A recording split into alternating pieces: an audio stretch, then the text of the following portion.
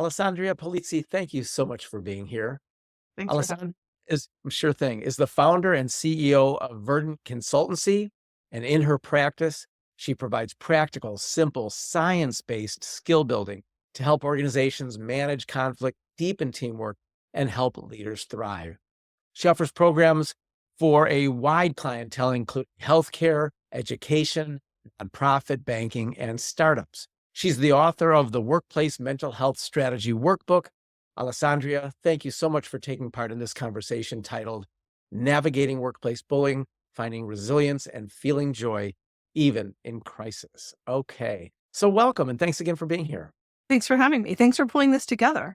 Thank you. Yeah, so it's great. I'm meeting all these interesting people with great backgrounds who have devoted their careers to this issue.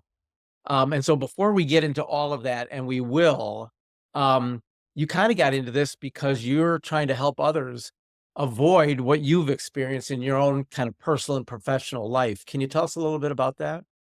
Yeah, thanks, Andy. So before I started my company, I was an HR executive, and I've been in HR for 20 years plus.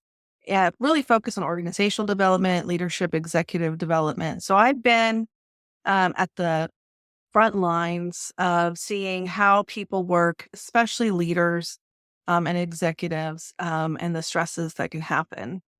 Uh, I'm a change leader. I like to fix messes. I run towards chaos and try to make order out of it. And unfortunately, if you're one of those people, there's probably a reason why everybody else is running the other direction. Yeah. But me, I'm like, oh, just let me at it, right? So as a result of coming in and being that person, I've experienced bullying at nearly every role I've had. Um, and my last role, unfortunately, it was my boss. Um, and it caused me to ultimately burn out. And so when I burned out, I was really at one of my lowest points mentally. And I wanted to find better ways of working and navigating challenges, given that I'm so drawn toward fixing them. So I started doing research, scientific research, reading the studies that were available on workplace mental health, burnout, bullying, all of the things related to the humans behind the title. Yep. And that's what took me to start my company. And can you tell me, if you don't mind, how the bullying that you saw and experienced manifested itself? What Mm. characteristics take? Because there's so many different. Uh, yeah, Right. it's pretty textbook bullying. So, rumor spreading, excluding people from meetings or information that they're supposed to have, gaslighting. I once had a conversation with my boss in which I was making my business case that the scope I had taken on, which was bigger than what I was hired to do. I mean, I'm an executive, so that just comes with the territory. But what I said was, this is one, not work I'm skilled at, particularly or experienced. And two, it's more than I can handle. And by the end of the call, he had convinced himself that not only was I wrong, but I could actually take on more. So it's just like you can't get out of this pit. And things are, really turned against you. I had a member of the board who really wanted me to do everything his way. And if you look at my behavioral profile, you'll see I'm not really good at being told what to do. That's fair. nor nor do I embrace antiquated methodologies, like things that worked in the 90s don't necessarily work now. So it was just those types of things. And then the burnout it goes beyond just bullying. So with burnout, there are specific what are called hazards or psychosocial hazards in the workplace. And for me, it was values misalignment, and it was doing work that I didn't know how to do well most of the time, lack of role clarity and workload. So those things drove me to completely burn out by the time I left. And so how did that affect you, the burnout, physically, emotionally, psychically, if you will? Yeah, I mean, I look, when I left, I ended up having to be partially hospitalized for my mental health. So It was during COVID, so I was able to do that program from home. But my mental and physical health were completely destroyed. And what I now know about burnout is it can take upwards of 2 years to Yeah. recover. And I'm a high achiever. So for me, it took me being at the very end of my rope for me to decide that I needed help, that I couldn't somehow either figure use my IQ to get me through it or my stamina and resiliency to get me through it. I realized I was really fighting a big battle and I hadn't given myself enough self compassion to say, you don't deserve to work this way. You don't deserve to live this way. And I had this, which is a very common mindset with high performers, which is if I'm kind to myself, I'll lose my edge. And so I was really just like, you got to keep going. Like, what is wrong with you? Like, go, go, go. And I now, through all the research, I see that that's the antithesis of what you should be doing. But I didn't know any better. Well, so much of what you're saying resonates with me. I was in television for 25 years, as mostly in the last 20 years, an executive producer or vice president of original programming things. And over the years, and I had bullying almost throughout my television career, uh, I experienced digestive problems, uh, recurring nightmares about work, and even suicidal ideation. And so, did you experience some of those Oh, things? yeah. Was That there was when I knew. Well, no, it's not when I knew it. Like, honestly, to be honest, it took me another year. But I had my first experience with suicidal ideation really? about 4 or 5 months into the role. But it was every night I was melting down. My blood pressure was through the roof. I ended up having to have surgery, a gallbladder surgery. Um, there's physical manifestations of the impact that it has on you, as well as psychological ones, surely. And of course, the three symptoms of burnout, because I had gotten all the way to burnout, are exhaustion, cynicism, and lowered cognitive ability or lower performance. And I had all of those in spades. So uh, for sure. And so, I thought you said something about, um, self-appreciation or self-love, something along those lines. Self-compassion. Self-compassion, thank you, perfect. And I wanna make sure I don't misperceive the notion, but it seemed like you were indicating that you didn't handle this the right way. No, I wanna hear a no. little bit more about that before we get into your work a little bit more, but my approach, if you don't mind me, my approach was, and I'd like to think of myself as a high performer. I mean, I had a high job, good salary, but it doesn't matter. In my view, this is happening to so many of us. It doesn't matter what color your skin is, gender, LGBTQI, socioeconomic status. Um, and so I considered myself a well-paid high performer. And yet when this was happening to me, it hurt my self-esteem so much. I blamed myself. Of And course. I just sat back down and said, I just gotta work somehow harder and Yep. better, and Oh my then gosh. the behavior will change. Ah, So, you know, I've been through it and I'm learning, but I'd love to hear what you think about your own experience and what you've learned about these kinds of approaches or response. yes. I'm gonna mention at the end, a handout that I'm gonna provide, but part of it includes, um, those early indicators that you may be heading toward burnout. One of them is, I'll just work harder. Yeah. So, there in my research, there are 3 things that have been the most highly correlated to building resiliency and navigating difficult situations, be they, bullying, burnout, whatever high stress, whatever the situation is. The first one is self-compassion. And Okay. so, what the phrase was that I've seen is self-coaching instead of self-criticism. Yeah. Because high performers tend to beat ourselves up. That we would never speak to somebody else the way we speak to ourselves ever. Yeah. Uh, I'm my worst bully. I've said that. yeah, we Nothing. internalize bullying, right? Yeah. Like Yeah. we become our bullies. Yeah. Um, and so, but the research shows that if instead I could practice self coaching and self compassion, the rest of the world can criticize. If we practice self compassion, what is found is neurologically, it activates the parts of our brains that actually make us better able to navigate these situations and actually make us better able to make connection with other people. It actually activates the nurturing parts of our brains in addition to other parts. So, but so many people are like, I said, why would I be nice to myself? I have to hold a higher bar, right? And I Right. have heard so many people say that. Yeah. And your point is so well taken that if I internalized every criticism, and it wasn't just criticism, it was the lack of appreciation. Never Mhm. even thank you for in my in my world, I was winning awards. I was creating shows that were making a lot of money, lots of viewers.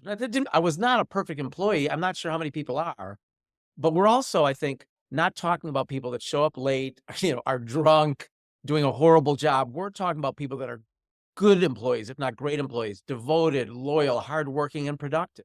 Which can be very threatening to other people. Well, and I guess that, and I wanted to believe they were threatened by me, but I didn't It have my doesn't matter why yeah. things happen. What you mentioned about feeling valued is another Yeah. one of those psychosocial hazards. So, and again, I'll share this with the participants, but Right. uh, Wonderful. feeling valued, feeling like and appreciated, having authority or agency to make decisions over your job, knowing what you'll be measured against. These are some basic things that have been correlated to an increased risk of burnout when they don't exist. Yeah. And I think it's true of almost all of us if we're those kinds of employees. And I'm interested in your experience, personally and professionally, is that where else does somebody have so much power over you? And I've mentioned this in a couple of the other interviews I've done for the summit. I produced a television show with a sheriff down south, kind of almost central casting, tough Southern sheriff who ran a jail. And he didn't mistreat anybody from what I saw, but he loved the idea of being tough, kind of bully sheriff. He regaled in it. Uh, Mhm. but other than if you've lost your freedom, and I don't make this comparison lightly, who has more control over your life as a grown adult than a boss? They control your self-esteem, your self-worth, your ability to pay your bills, the arc or lack thereof in your career, all these things. And so for me, it was very hard to fight back because I had too much to lose and I loved the work. And Yeah. so I never really figured out the best approach and the things that you're starting to talk about and that you're going to provide. I wish I would have had them 20 years ago. I wish I would have had them, as I was going through this. Well, Yeah. I'll back up what you said with data. So UKG produced a study a couple of years ago that showed that our boss has the same impact on our mental health as our significant other, Yes. more than your doctor and more than your therapist. Amazing. Well said. So, I mean, that just exists. And if we spend 80% of our time at work, to think that that's not gonna impact our mental health is kind of delusional, and the belief that we can turn it off is not real. And one of the sayings that I like to use is that we are feeling creatures who also think. Yeah. We are not thinking creatures who sometimes feel, right? Yeah. Our emotions and our brains evolve to keep us safe. Our brains don't understand that the threat isn't to our life, but it's to our livelihood, right? Yes. So our brain is reacting in the way that it was designed to do over 200,000 years, which is to try to protect us. Yeah. It's that fight or flight, and we don't feel, at least many of us can't fly and we can't fight. So where does that leave us? So let me ask this. I Well, mean, it can manifest. So let me talk about flight for a second. So okay. there's actually four. There's fight, flight, freeze, or fawn. Fawn And is that, how can I make this up to you? How can I get you to like me? Like, yeah, oh, that's like a sycophant, that right? hurts, but it sounds a little bit. I mean, I don't think I was obsequious, but I just tried to find the appreciation and the love. So go ahead. This is Yeah. really So I mean, guilty. I'm a flight mostly. So yeah. flight can manifest as perfectionism. Yeah. So if I just make no mistakes, right, then I will be left alone. I'll be protected. And Okay. here's the thing. Our brains have come up with these shortcuts to help us understand the world around us. And a thing to appreciate about our brains is that today we get as much information per day as we did in a lifetime 100 years ago. So our brains are doing their best to keep up. So shortcuts are everywhere. And there are over 200 documented unconscious biases, cognitive distortions, ways in which our brains misunderstand what's happening, misinterpret it, etc. And so perfectionism is one that's extremely common. And especially for high performers where we're like, I can't make a mistake because if I do, the consequences are dire. Yeah. Let me, it sounds like, and I never would have said this while I was in the midst of it. I've been learning and reading, talking to experts like yourself. This notion of trauma, that we've experienced trauma, I think is fair, that it's not hyperbole. And so, given you're experiencing trauma, it sounds like you did too.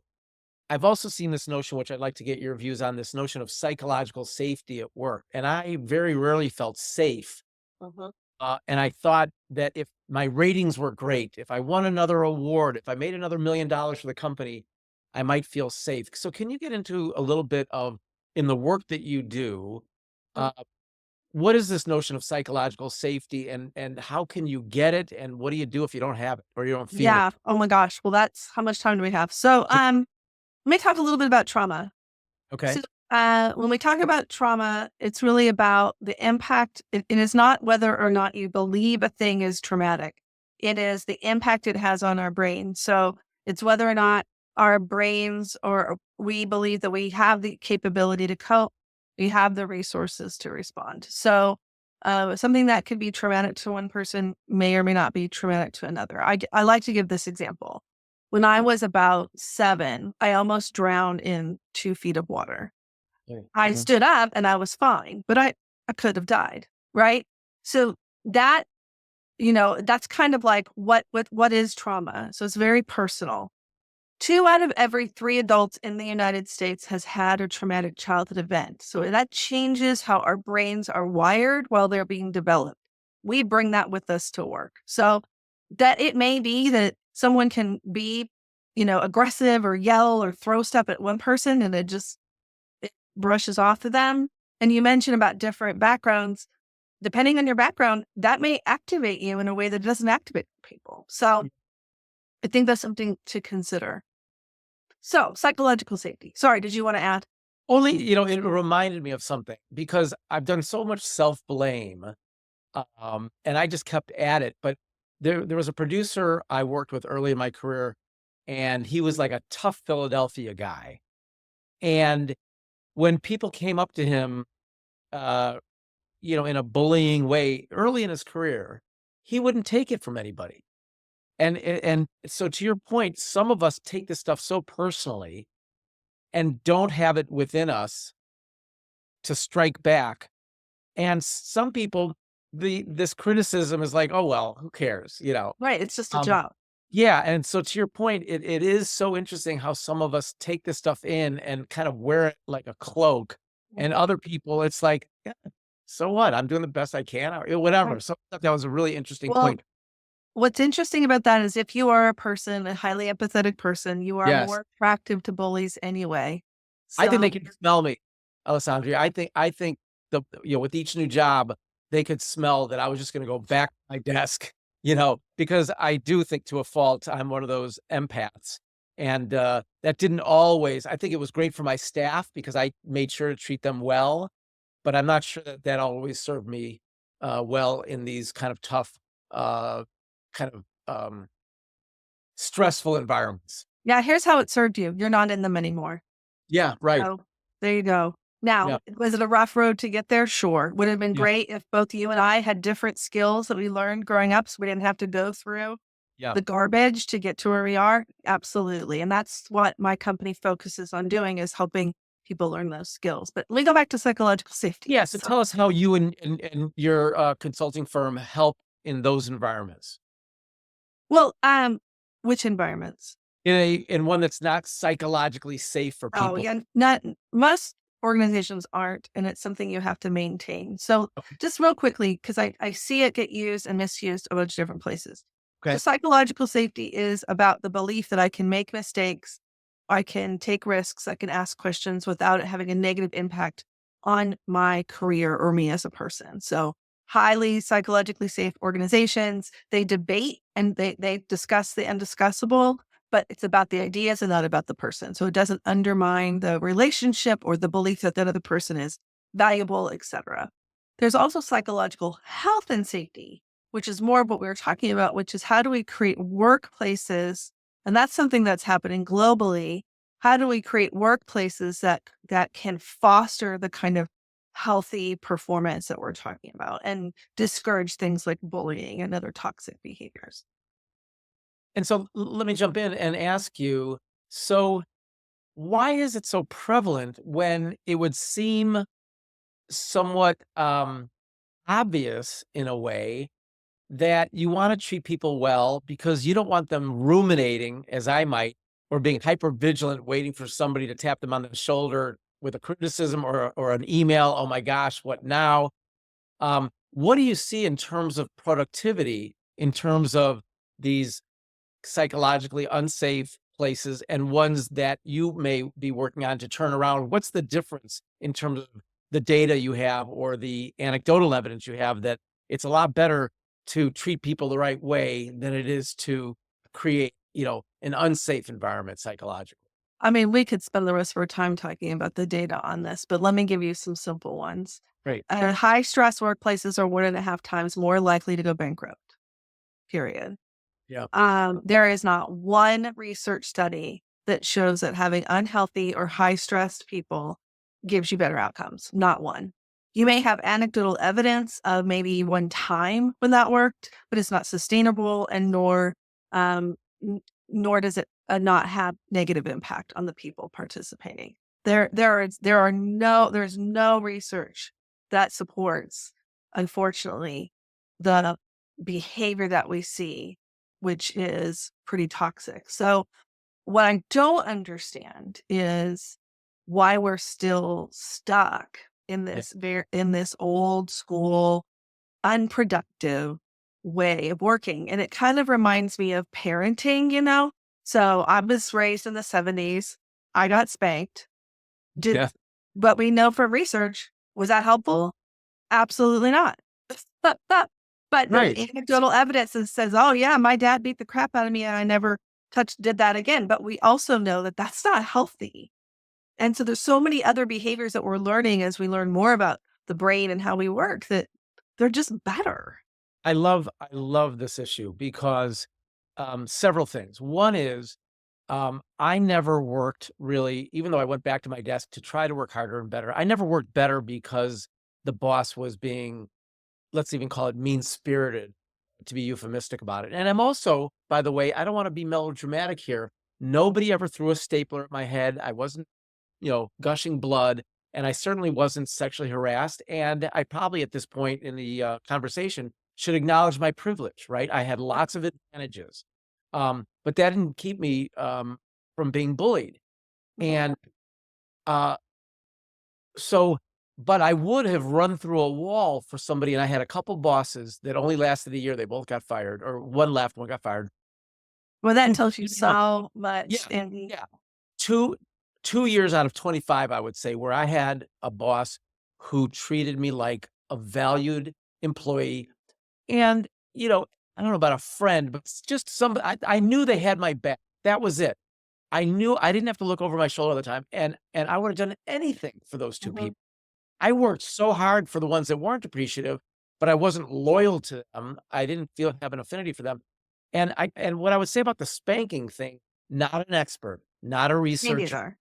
okay, and not an academician, but I will say this, I was a boss for much of my career as an executive producer. When I was at the Wall Street Journal, I had staffs all over the world, Hong Kong, London, San Francisco, DC, New York. The only times, both of the journal and throughout the rest of my career, when I lost my temper, I was not a perfect boss either, is when things were going poorly for me, Mhm. right? When I was fearful, when I was agitated, it really, but I checked with people. I said, "Oh my gosh, I might have been a bully boss." it only happened a few times. I would apologize. I'd be thinking about it when I went home. So I was told I wasn't a bully boss, but I also wasn't a perfect boss. So it's really more about them, but they don't seem to have any empathy. Well, we don't know that, Yeah. right? No, look, only 2%, I think, of the population has like narcissism and the kinds of the dark triad. Yeah. Most people are. This is all they know. They don't know how to do it differently. I know that some people who have worked for me would call me a terrible boss. They would call. I've been called a micromanager, which I'm Uh-huh. not attentive to enough details to actually be a Yeah. micromanager, but that's their experience of me. Yeah. And so, and here's the thing we don't talk about is the emotional weight of being a manager Yeah. because It's tough. research shows that it is lonely. You have Yeah. imposter syndrome. You have to mask. There's pressure of everybody looking at you. And so, what we see is that mental health actually decreases the Mm. higher up you go in the organization. Pain. And Yeah. so, we don't tell leaders about one, those risks, nor do we equip them with the skills for them to be healthy. And think about this, right? Unhealthy leader, like you just said, I yelled when I wasn't feeling great. Yeah. So if I'm not feeling great most of the time and I don't know how to navigate that, what do they say? It rolls downhill. I tried not to have that happen too often, but I have to acknowledge that did happen over the years. You're a human. Yeah, I'd like to think so. I'd like You're a to human. think You're going to make mistakes. yeah, but that's not the kind of bullying I experienced. I experienced bullying, consistently as many as you did too. So let me ask about this. Um, Perhaps on a positive note in the few minutes we have left, I know you focus on and you work on resiliency. And if I can say anything about myself, despite how I maybe didn't handle things the right way, self blame, all these things, I was resilient. And I'm very proud of that aspect of my career. I stuck with it. I got new jobs. I kept trying. Um, Tell me about your, sense of the import of resiliency and how that plays into your work. Yeah, I mean, if I could replace the word resiliency with coping skills, I Okay. would. Yeah. But it really falls under the umbrella of look, we are all resilient. We got to where we are through hard work, through being able to bounce back from challenges. Sometimes it would be great if they didn't hurt as much, right? Mm. Sometimes it would be great if we didn't get as many scars and damage as much. Yeah. And so things like removing the word should from your vocabulary when it comes to especially your internal talk, practicing self compassion, practicing acceptance. One of the things we just talked about, right? Accept that I'm a manager and I am going to make mistakes. I am going to jack it up, Yeah. right? And so that's okay. I learn, I do better.